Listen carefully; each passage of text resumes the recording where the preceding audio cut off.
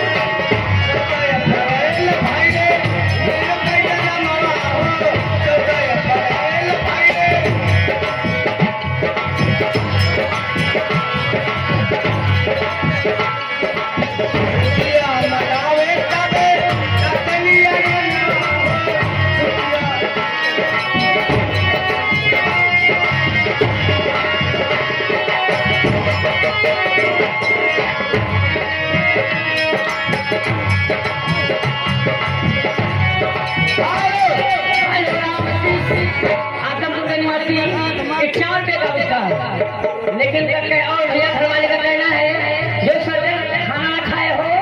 वो शीघ्र जाके सुबह खाना खा ले भले दिन खाना खा ले और हमारा भैया कहना है ये जी मौसी जी बोली आप क्या कहते हैं क्या कहते हैं हाँ उधर भोजपुरी मांग रहे हैं हरे गारी गारी जाए हरे गारी गारी जाए हथवा में कलमिया